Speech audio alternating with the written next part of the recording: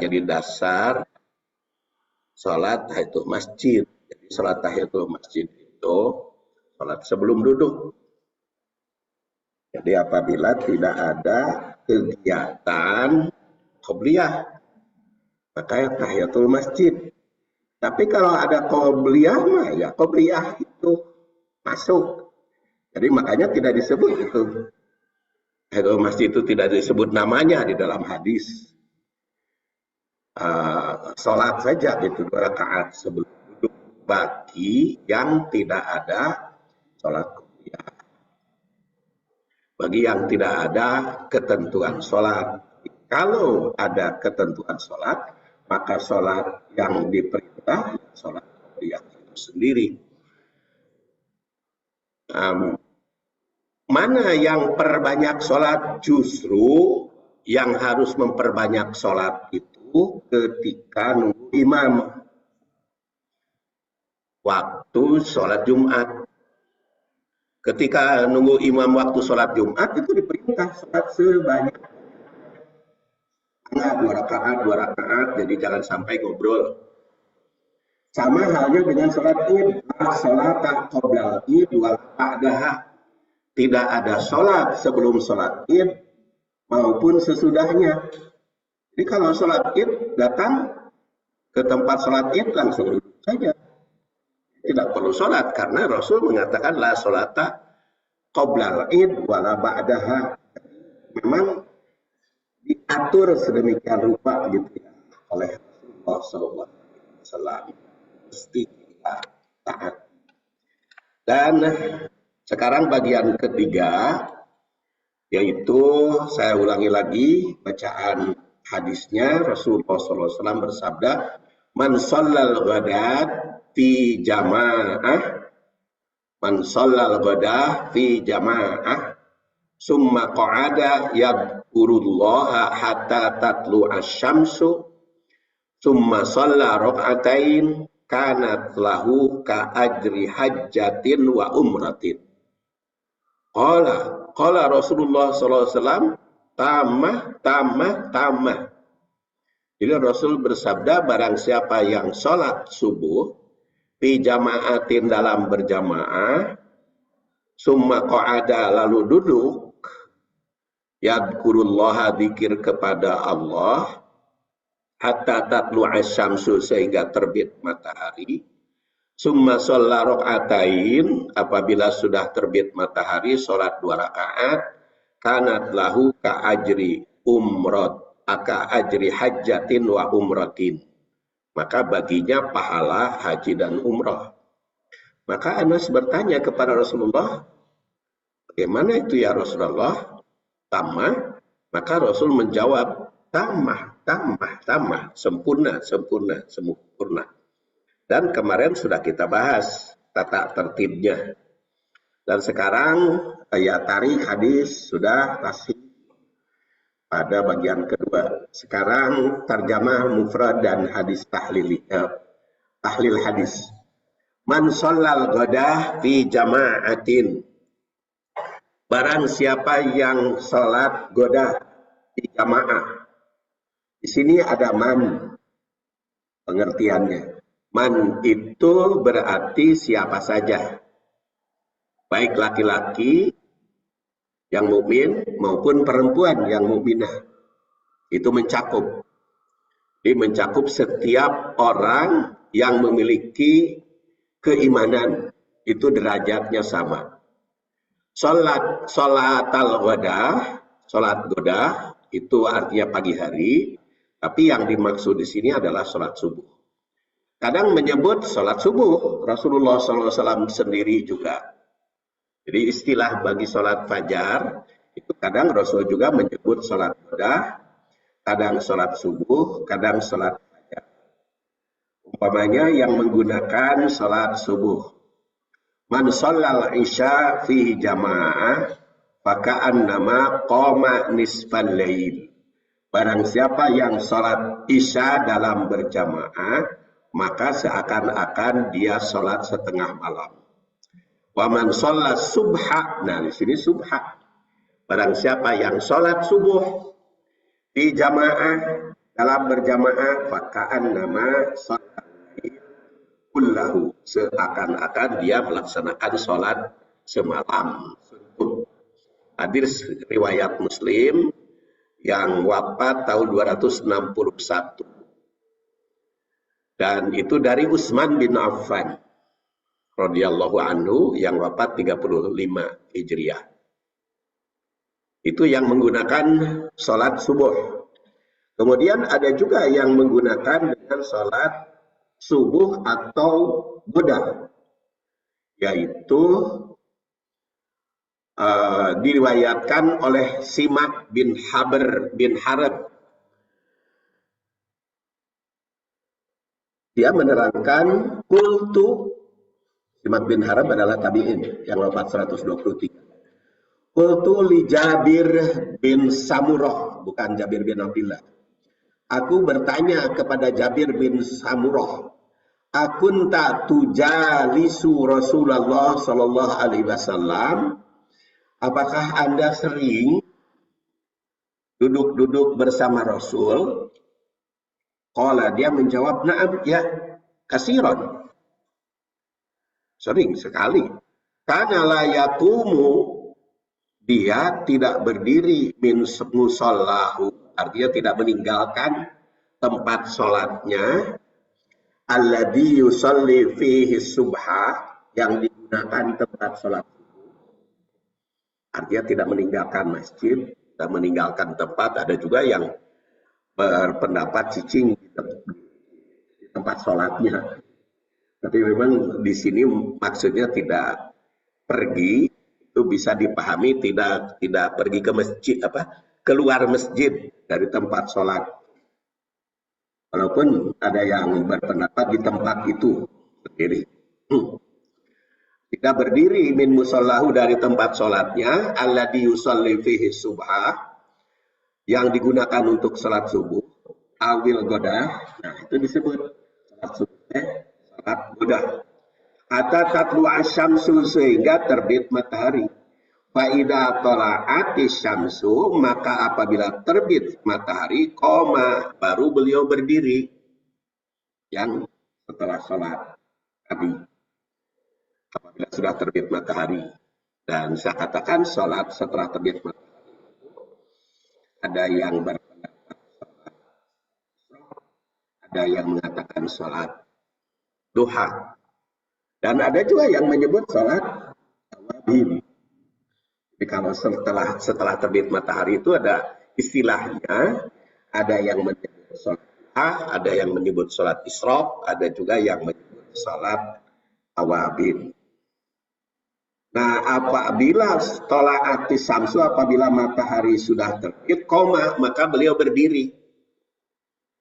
Wa kanu yatahaddasuna fayakhuduna fi amri jahiliyah. Para sahabat itu sering ngobrol, banyak yang ngobrol setelah terbit matahari itu. Bahkan ngobrol urusan jahiliyah. Sehingga fayadhakun, sehingga ketawa-ketawa. Urusan jahiliyah para sahabat itu setelah terbit matahari. Wa yatabassam, tapi Rasul hanya tersenyum. Nah, itu jadi istilah. Dan ini hadis diriwayatkan oleh Muslim nomor 1074.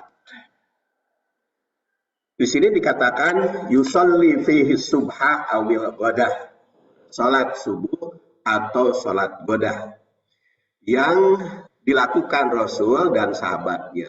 Jadi diterangkan tadi, sebelum sholat subuh ada sholat, yaitu sholat qobliyah tadi, atau sebelumnya yang sering disebut sholat fajar, atau sholat subuh, atau sholat sunat rawatib subuh. Jadi terdapat sholat sunat fajar yang hukumnya dianjurkan, atau nafilah, atau sunat, ya. Dan sholat fardunya disebut sholat subuh, atau sholat godah, atau sholat fajar. Apa itu fajar? Itu diterangkan di dalam surat Al-Baqarah 100. Hatta yatabayyana lakumul khaytul abyad minal khaytil aswad minal fajar. Jadi batasan makan di malam hari selama ibadah saum apabila sudah terbit fajar, yaitu kita bisa membedakan antara benang putih dengan benang merah. Kayak jadwal sholat. Jadi mereka melihat bintang, melihat waktu itu belum ada jam ya, jadi melihat bintang. Bintangnya kelihatan perbedaan yang putih dan yang hitam, maka baru di situ berhenti makan dan minum. Jadi batasan makan dan minum itu terbit fajar. Kenapa di Muhajirin ada imsak? Imsak makan. Jadi bukan harus berhenti. Hati-hati 10 menit lagi subuh, maka bagi yang makan bisa dipercepat, bisa bulan. Ya pokoknya ingatlah gitu ya. Ingat waktu, bukan dipercepat, bisa bulan. Bukan ya, mungkin bagi yang belum gosok gigi ya gosok gigi perhatian, itu bukan berarti harus berhenti. Yaitu batas waktunya adalah terbit fajar sampai terbenam matahari min tulu'il fajri ila ghurubi syamsi, dari terbit fajar sampai terbenam matahari. Kemudian di sini fi jamaah, sholat subuhnya dalam berjamaah, jadi dikhususkan. Jadi tidak termasuk sholat sendirian yang umrahnya, harus sholat jamaah. Jadi tanpa sholat jamaah maka tidak akan mendapatkan umrah apa yang dijanjikan dalam sholat itu disebutkan kan di jamaatin. Dan memang sholat berjamaah itu mempunyai derajat, kalau menurut hadis riwayat Ibnu Umar, yaitu Abdullah putra Umar yang wafat tahun 73 Hijriah, sholatul jamaah tafdulu sholatal fadhi bisab'in wa ishrina darajah. Sholat jamaah dibandingkan dengan sholat sendirian maka derajatnya 27 kali. Ini hadis riwayat Bukhari yang lahir 194, wafat 256, nama aslinya Muhammad. Tuh nomor 609. Namun ada juga yang bukan 27 sholat berjamaah itu, yaitu diriwayatkan oleh Abu Sa'id Al-Khudri yang wafat tahun 74. Dia mengatakan sholatul jamaah, sholat jamaah itu tabdulu sholatal fadhi, mengungguli sholat sendirian di khamsin wa ishrina darajah, dengan 25 derajat. Jadi ada yang 27, ada yang 25. Kok kenapa seperti itu? Seperti bertentangan. Padahal hadisnya juga sama-sama diriwayatkan oleh Al-Bukhari. Ini mah nomor 610. Nah, ulama beraneka ragam pandangan tentang hal tersebut. Makanya di dalam ilmu hadis itu ada thariqatul jam'i. Di dalam ilmu hadis ada thariqatul jam'i, ada thariqatul tarjih, ada thariqah nasih mansuh, untuk mengkompromikan antara satu hadis dengan hadis yang lain. Ada yang langkah dikompromikan, ada yang langkah ditarjih, mana yang lebih kuat, ada juga langkah di nasih mansuh. Tapi kalau semua derajatnya sama, seperti hadis ini, dua-duanya diriwayatkan oleh Bukhari, hanya bedanya yang satu Ibnu Umar, yang kedua Abu Sa'id Al-Khudri. Nah, kalau derajatnya sama harus dikompromikan. Maka ulama mengkompromikan hadis ini, ternyata sholat berjamaah itu nilainya beda-beda. Tidak semua sama. Dan itu beda-bedanya bisa karena sama, bisa karena keberesannya, bisa karena jumlah jamaahnya, bisa juga kualitas imam juga mempengaruhi kehusuannya, dan itu juga diterangkan oleh Ubay bin Ka'ab. Itu Ubay bin Ka'ab itu imam tetap zaman Umar bin Khattab, ya, imam tetap taraweh. Kan asalnya taraweh imam taraweh. Kadang dalam sholat itu ada beberapa imam itu taraweh itu. Maka Umar bin Khattab mengatakan, la'allaka biqari'in wahid. Kenapa kamu taraweh tidak di satu imamkeun? Maka akhirnya disatukan imamnya Ubay bin Ka'ab oleh Umar bin Khattab. Kata beliau, Shalla bina Rasulullah sallallahu alaihi wasallam, salat bersama kami Rasul yauman as-subha. Faqala asyahidun fulan, tahu seorang di Rasul setelah salatnya, ya, mana orangnya? Oh, ada yang tidak hadir. Jadi dia tata sendiri-sendiri. Ya seperti saya juga latihan setelah ceramah itu. Ada yang buru-buru pulang, saya mungkin ngadangu ceramah saya apa-apa, atau memang karena ada keperluan lain, tidak ada masalah. Maka Rasul bertanya, apakah ada si fulan kemana, si fulan kemana? Maka para sahabat menjawab, oh ada yang ke situ, ada yang ke sini. Maka qala inna hataini salataini asqalus salawat. Memang salat subuh berjamaah berat Rasul. Jadi ada yang tidak datang, ada yang buru-buru pulang, ya memang begitulah kata Rasulullah SAW itu. Jadi ya tidak menyebut wajar ya, pokoknya begitu aja. Tapi yang paling berat adalah bagi orang munafik. Jadi asqalus salawat alal munafikin, yang paling berat mah bagi orang-orang munafik. Walau ta'lamuna ma fihima, andaikan mereka sholat, keunggulan sholat, sholat isya dan sholat subuh berjamaah, walau la'ataitumuha walau habwan, akan memaksakan diri ke masjid walaupun harus merangkak, walaupun kudu ngorondang karena itu bisa lempang. Kalau tahu mah pasti memaksakan. Begitu kata Rasulullah. Tapi hari hujan mah kan Ibnu Abbas kalau ibu dan apabila hujan nggak gebret mah sholat aja di rumah kalian. Adanya kan apa, Ibnu Abbas kan mengatakan kalau ibu sehingga ada seorang sahabat bertanya, Ibnu Abbas, kamu merubah apa? Keadaan kamu? Ya masa jamaah kudu datang ke masjid sampai dijebrukan? Ibnu Abbas yang wafat 68 Hijriah. Dipiraku kudu dijebrukan. Ya cenah panah ayeuna mah aya payung. Ah bagus payung Rasulullah. Tapi kan hari hadis mah tuh bisa didalili oleh rasio. Ngeri gede mah hujana. Di mana datang ke rumah ke masjid kudu jibrugan, maka solu fi buyutikum kalau hujan.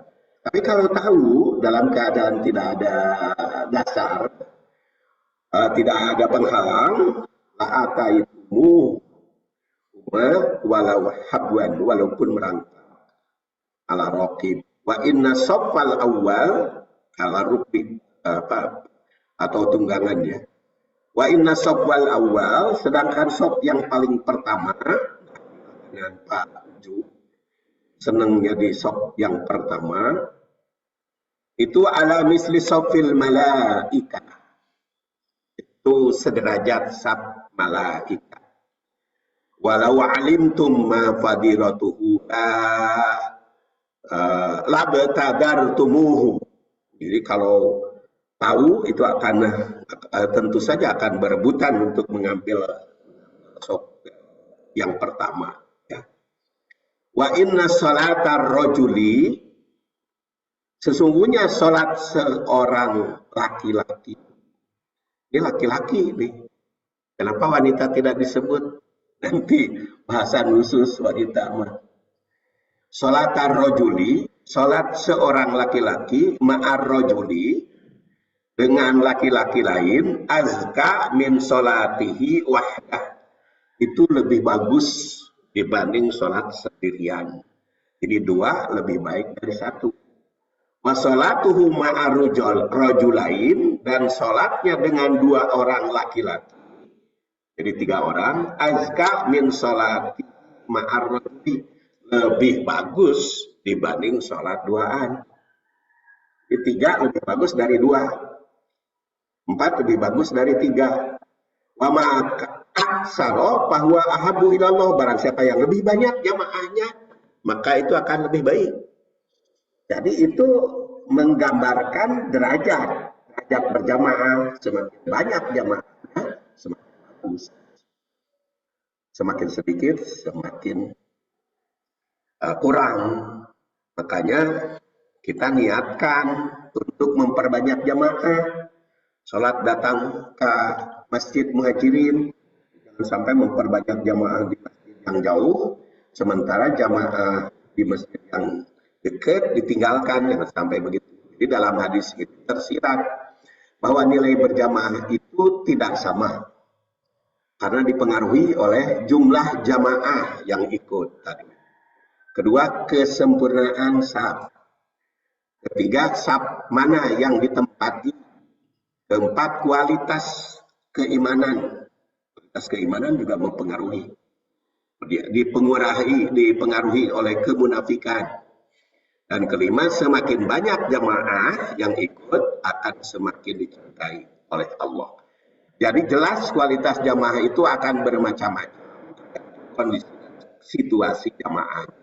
Muncul pertanyaan, apakah kalimat yang dianjurkan berjamaah seperti laki-laki dengan laki-laki tadi jamaahnya, perempuan ke bawah gitu? Bukankah wanita itu juga sama, man tadi? Nah, ini ada pertanyaan.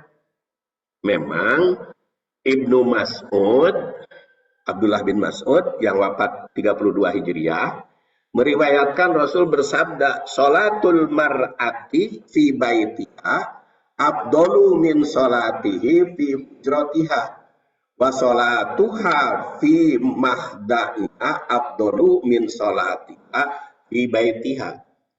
Sholat di tempat tidur, kamar tidur ya. Sholat di kamar tidur, di kamar tidur wanita itu lebih baik dibanding sholat di kamar luar, di luar keluarga. Sholat di kamar tidur, makanya di kamar tidur teh bapak-bapak harus menyediakan tempat sholat untuk istri. Jadi si istrinya itu punya tempat sholat di kamar khusus. Itu yang paling utama, itu yang paling baik dibanding dengan sholat di ruang tengah, dibanding dengan sholat di ruang tamu. Ini hadis diriwayatkan oleh Abu Dawud nomor 483. Kemudian hadis ini kan menggambarkan bahwa sholat wanita lebih tersembunyi, itu lebih utama dibanding di tempat yang lebih terbuka. Semakin tertutup, semakin utama, semakin baik. Sehingga Ummu Humaid, itu istrinya Abu Humaid As-Sa'idi, itu kan nanya kepada Rasulullah. Dia ja'at an-Nabi sallallahu alaihi wasallam faqalat, "Ya Rasulullah, inni uhibbus shalah ma'aka." Aku bahagia senang sholat bersamamu, berjamaah kepadamu.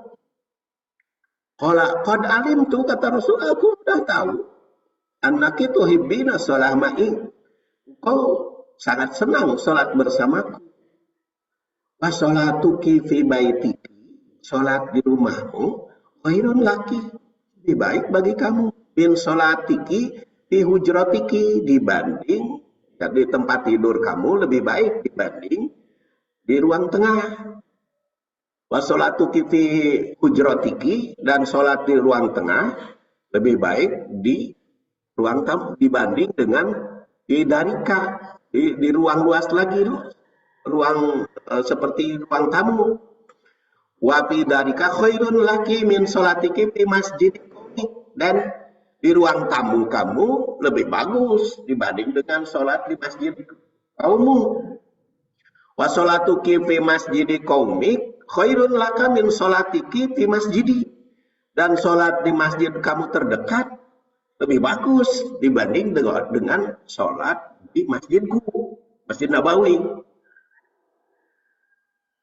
Sampai-sampai suaminya Ubed mendirikan secara khusus di kamar tidurnya tempat sholat untuk istrinya.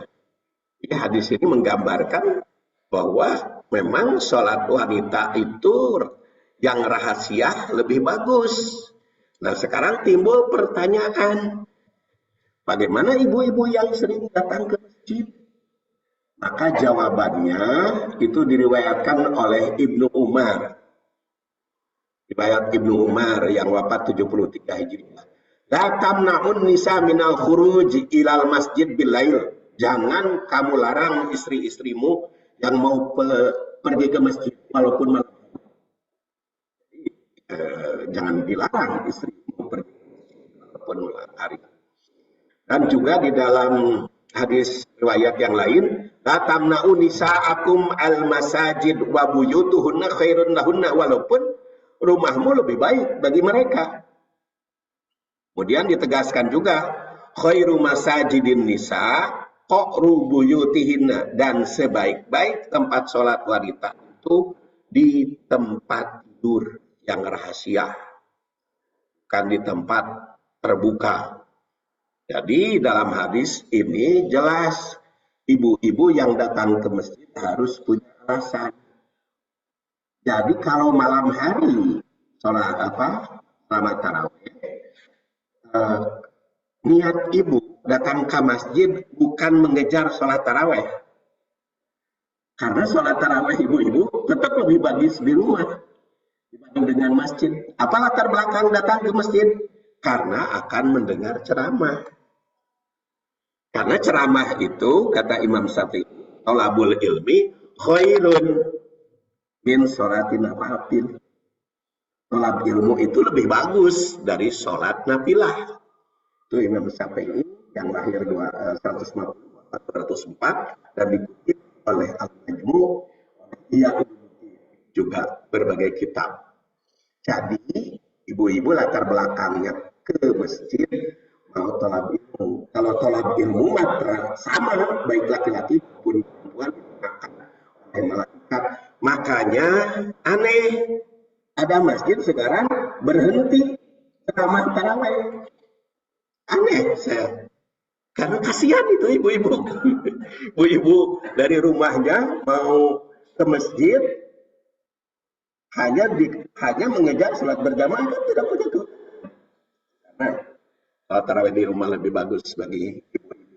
Jadi justru kenapa sebelum tarawih itu ada ceramah ini, supaya semua mendapat keunggulan, baik ibu-ibu, bapak-bapak. Makanya di Muhajirin tidak boleh berhenti sholat ba'da isya menjelang tarawih, karena antara isya dan tarawih itu harus jarak. Diadakan ceramah, kajian.